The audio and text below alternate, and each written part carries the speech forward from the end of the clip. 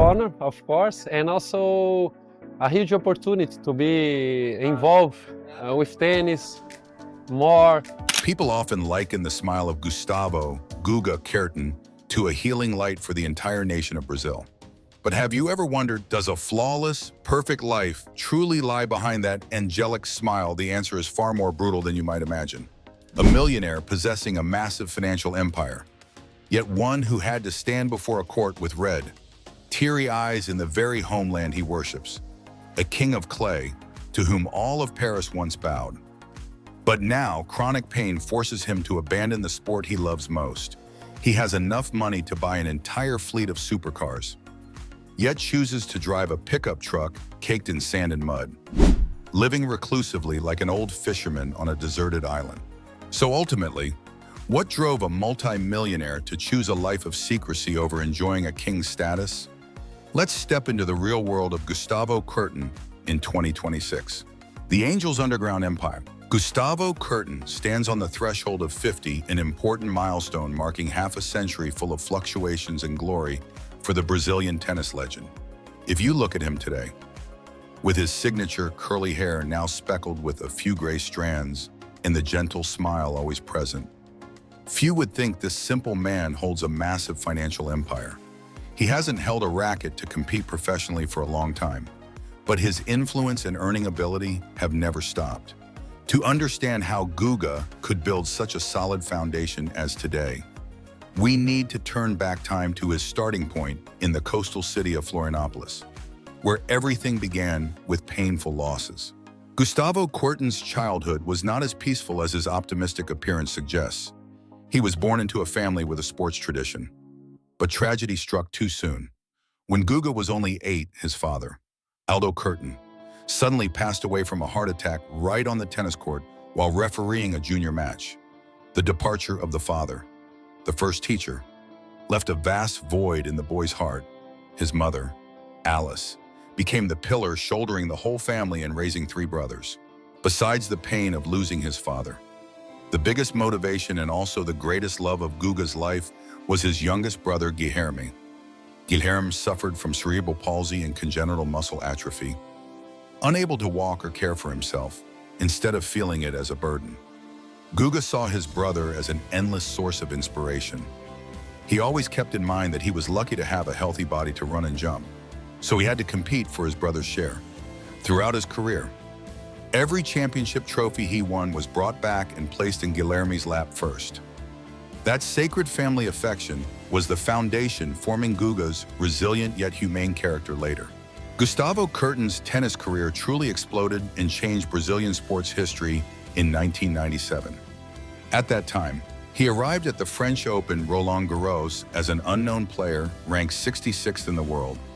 No one bet on the skinny guy wearing the baggy yellow-blue outfit. However, Guga performed a miracle by defeating 3 former champions to claim the throne. That victory turned him into a superstar overnight. He continued to dominate the clay court with 2 more Roland Garros titles in 2000 and 2001, while holding the world #1 spot for 43 weeks.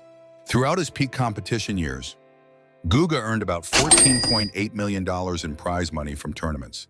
In the early 2000s, this was a very large number, enough for him to live comfortably for life. However, compared to modern players' income, this amount is modest. Notably, most of the massive fortune Guga owns currently doesn't come from old prize money, but from sharp business thinking and excellent financial management by his family after retirement. In 2008, Guga was forced to retire early due to chronic hip injuries. Instead of retreating into seclusion and spending the earned money, he and his brother Rafael Kuerten embarked on building a business ecosystem named Guga Kuerten Group. They understood the Guga brand had huge commercial value thanks to a clean, friendly image loved by the whole nation. Thus, they shifted to methodical investment in image management. Guga's biggest and most sustainable income source today comes from the tennis school chain named Escola Guga. This is not just a few small classes, but a widespread franchising system. To date, Escola Guga is present at hundreds of locations across Brazil, training tens of thousands of students annually. This model operates extremely effectively. Guga provides exclusive training methods, branding, and management processes, while local partners invest capital in facilities. Cash flow from franchise fees and tuition pours into his account steadily every month, turning him into a true sports education tycoon. Besides education, Guga maintains his position as one of the most expensive faces in South America. Although having left the court for nearly 2 decades, big brands still line up to collaborate with him. He has lifetime or long-term contracts with luxury brands, typically Lacoste, the French fashion brand attached to him since his playing days. And to this day, he is still a global ambassador. Swiss watchmaker Hublot also chose him as a representative face, launching limited edition watches bearing his name worth tens of thousands of dollars each. In his homeland, he is the prestigious face of Itaú Bank, the largest private bank in Brazil. Guga's appearance in advertising campaigns always brings a feeling of trust and sincerity, something not every star can do. Additionally, Gustavo Kuerten is a successful real estate investor. He owns many prime plots in his hometown, Florianópolis, and other major Brazilian cities. He also participates in the financial market with a diverse and safe investment portfolio. Guga's net worth is currently estimated to reach tens of millions of dollars, but the exact number is hard to determine because he always keeps money matters private. He doesn't like showing off assets in the press. Island Mansion and the No Supercar Garage. If you want to find Gustavo Kuerten's current address, don't waste effort searching in flashy neighborhoods for the super rich in Monaco, Miami, or skyscraper penthouses in New York. The former world #1 didn't choose to live in those places. Instead, he chose to return to where his heart belongs, where he was born and raised. That is Florianópolis, the capital of Santa Catarina State, southern Brazil. Locals call this place the Magic Island. And for Guga, that magic is peace in the pristine beauty of nature that no place in the world can compare. The mansion where Guga and his family live is located in one of the most expensive and private areas on the island. This is not a European-style castle with gold-plated iron gates or ostentatious marble statues. Guga's house is designed in a modern tropical architectural style, emphasizing minimalism and absolute harmony with the surrounding environment. From the outside, the house seems hidden among cool green palm trees and dense native vegetation, creating a natural green wall completely separating it from the outside world. The value of this property is very difficult to price accurately on the market because it possesses a unique location back leaning against deep green hills, face looking straight out to the vast ocean with a private path leading down to the smooth white sand beach. Stepping inside, the Kuerten family's living space exudes luxury but is cozy and intimate. The architect maximized the use of natural materials like premium Brazilian wood, raw stone, and giant tempered glass panels instead of rigid concrete walls. This design helps blur the line between indoors and outdoors, allowing natural light to flood all rooms and sea breezes to creep into every corner. In the living room, instead of stylish, shiny leather sofas, he chose soft furniture with neutral colors, creating a feeling of absolute relaxation. This is where Guga often sits reading or playing with his children without fear of damaging expensive decorative items.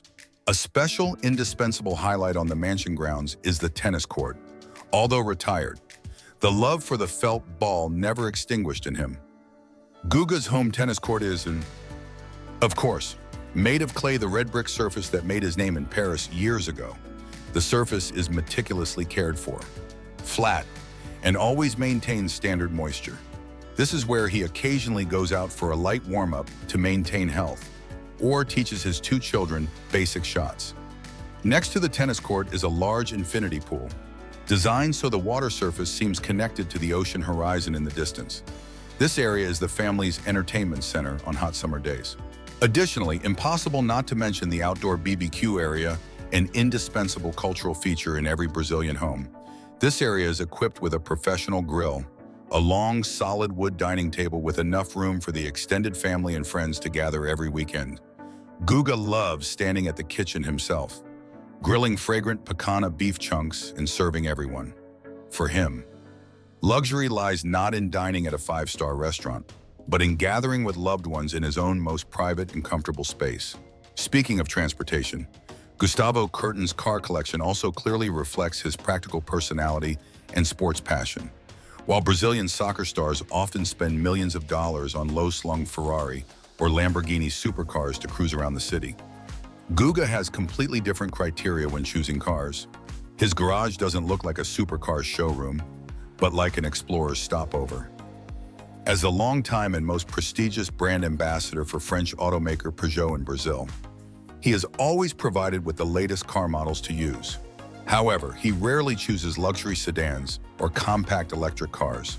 The vehicle Florianopolis locals most frequently catch Guga driving at this time is high ground clearance SUVs or large pickup trucks. The reason for this choice stems from his biggest passion after retirement: surfing. Guga needs a car powerful enough, with a strong engine to overcome rough terrains, dirt roads, or even run on sand to access the most pristine beaches. The car must have a spacious cargo compartment or a rear bed large enough to carry bulky surfboards, soaking wet diving suits, and various other picnic tools for the whole family. You won't see Guga stepping down from a shiny car without a dust speck. His car often has a bit of sea sand on the floor mat, a bit of sea salt sticking to the glass, and that's what he loves. He considers the car a tool serving life, a reliable companion to take him to the waves. Not a piece of jewelry to show off wealth. The feeling of driving along the beautiful coastal roads of Santa Catarina, opening the window for the wind to rush through hair, hearing the murmuring waves, and smelling the salty sea is the priceless feeling of freedom he cherishes more than any supercar speed. $0, but priceless memorabilia. Usually, when stepping into the private homes of the world's top sports millionaires, people are often overwhelmed by glass cabinets displaying dozens of expensive, diamond-encrusted Swiss watches, abstract art paintings worth a fortune, or wine cellars filled with rare antique bottles. But for Gustavo Kuerten, the concept of collection carries a completely different meaning. The things he cherishes and preserves most carefully are not valued in pounds or US dollars, but valued by emotion and history. They are memorabilia marking a brilliant golden age and items serving his current passion for freedom. The most solemn and sacred place in Guga's mansion in Florianopolis is the traditional room, keeping the heart of the illustrious tennis career he painstakingly built. Entering here, anyone will be immediately attracted by the sparkling light emanating from 3 silver cups placed in a glass cage in the center. Those are 3 replica Coupe des Mousquetaires trophies from the prestigious French Open. For a professional player, touching this cup once is a lifelong dream, but Guga has 3, marking the years 1997, 2000, and 2001. They are the most eloquent proof of his absolute dominance on the red brick clay court at the turn of the millennium.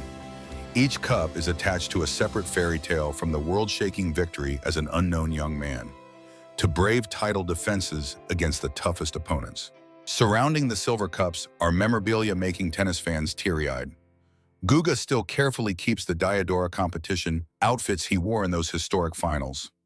Most special is the brilliant yellow and blue outfit, simulating the Brazilian flag colors. Back then, this baggy outfit was criticized by many fashion experts as lacking aesthetics, but now it has become an icon, representing liberality and national pride. Hanging next to it is the old racket, the grip frayed by sweat and time. This is the pen he used to perform the most romantic act in Roland Garros history, drawing a giant heart on the clay court after the 2001 final, then lying down in the middle of that heart to pay tribute to the Paris audience. That racket to Guga is priceless, evidence of the pure love he has for this sport. However, Gustavo Kuerten is not someone who only knows how to live nostalgically about the past. He has a vibrant current life in an equally intense new passion: surfing. Therefore, his second collection, occupying an equally large area in the house, is surfboards. Looking at Guga's sports gear area, you will see dozens of surfboards of all colors, sizes, and styles arranged neatly on racks. These are not mass-produced plastic boards sold in supermarkets. Most of them are handmade works of art, custom-made for him by the world's top board shapers. Each board in this collection has its own personality and serves different purposes. There are long boards for him to glide gently on small waves on calm days, enjoying a relaxed feeling. There are short, flexible, pointed boards for rough sea days, big waves, when he wants to seek thrills and challenge his skills. Guga cherishes these boards like soulmates. On some special boards, he even commissioned artists to paint images recalling his tennis career, creating an interesting intersection between King of Clay and Boy of the Sea. For Guga, this surfboard collection represents freedom. Hugging the board, rushing to the sea, he is no longer the tennis legend carrying the nation's expectations. He is just a small man merging with majestic nature. But if asked what collection makes him proudest, happiest, and most dedicated, the answer won't be gold cups or surfboards. It is an invisible collection, but with the weight of 1,000-pound smiles and thank you letters from disabled children. Since founding the Gustavo Kuerten Institute, IGK, he has dedicated half his life to supporting, educating, and bringing integration opportunities to less fortunate lives. In his office, Guga dedicates a private corner to keep simple gifts children have sent him over 2 decades. Those are scribbled drawings with crayons, drawing him smiling radiantly next to the children. Those are handwritten letters with crooked handwriting, telling how they learned to be more confident, happier thanks to the Institute's help. There are letters from those now grown up, married, returning to thank Uncle Guga for changing their lives.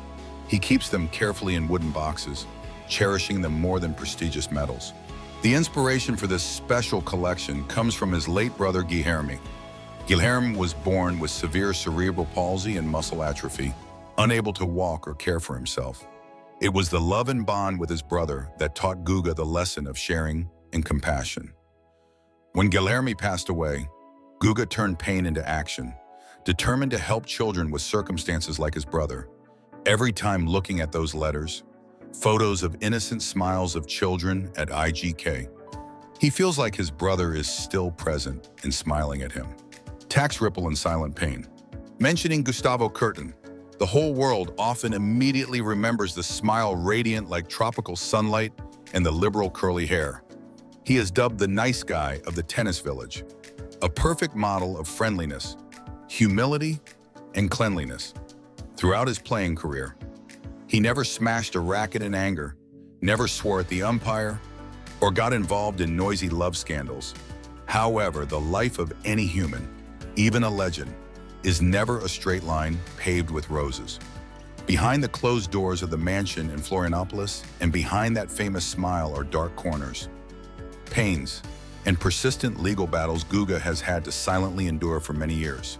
The biggest dark corner, causing the most fatigue and heavy damage to honor for Gustavo Kuerten, doesn't come from the court, but from Brazilian tax authorities.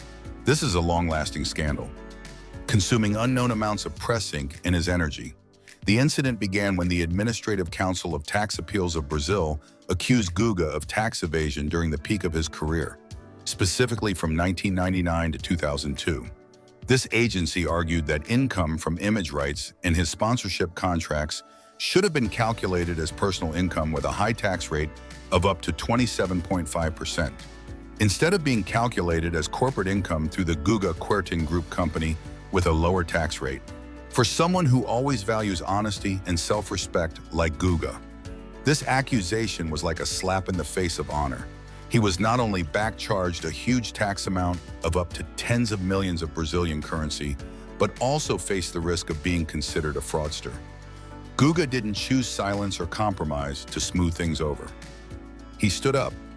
Appearing in court with eyes red from resentment, he affirmed that he and his family always complied with the law, that his company structure was completely legal and advised by experts, just like thousands of other athletes and artists worldwide do to manage brands. This legal battle isn't just a money issue. Though the fine is huge, it is a battle to protect the name Kuerten. Guga felt betrayed by the very system he tried his best to bring glory to the motherland. He once shared that the feeling of being treated like an economic criminal right in his homeland was more painful than any defeat in a Grand Slam final. Although currently, the storm has somewhat subsided and issues are being resolved according to legal procedures. This incident remains a scar in his heart, a bitter reminder that the hero's halo cannot protect him from cold administrative troubles. Besides the tax war, the biggest pain in Guga's personal life is the loss of loved ones. Family is everything to him. But fate seems to always want to test this guy's heart. After losing his father at a young age, Guga had to say goodbye to his youngest brother Guilherme in 2007. Guilherme was not just a brother, but the soul of Guga's career. He suffered from cerebral palsy and congenital muscle atrophy, life attached to a wheelchair. Guilherme was the reason for Guga to hold the racket, the motivation for him to run tirelessly on the clay court, whenever tired or wanting to give up. He thought of the brother who didn't have the chance to run and jump like him. Guilherme's departure left a vast void nothing could fill in the house and in Guga's heart. It was a prolonged, sad low note. He rarely talks about this pain to the media, but close ones know a part of the enthusiasm in him cooled down since that day. However, instead of sinking into tragedy, Guga chose to turn pain into action. He poured all strength into the Gustavo Kuerten Institute to help people with disabilities, as a way to keep his brother's image alive. Yet, Guilherme's absence at family meals remains a ceaseless longing. A tearful, dark corner, Guga hides behind an optimistic appearance. Regarding married life, Gustavo Kuerten also chose a completely different path from contemporary sports stars. He didn't marry a supermodel, beauty queen, or movie actress. His wife, Mariana Soncini, is a speech therapist, an intellectual woman, beautiful but extremely private. They married in 2010 in a ceremony so private, the media only knew the news after everything was done. Their married life in Florianopolis is surrounded by a solid privacy wall. Guga is extremely allergic to exposing family matters in the press. This secrecy sometimes creates baseless rumors about his marital status. But Guga never bothers to correct them.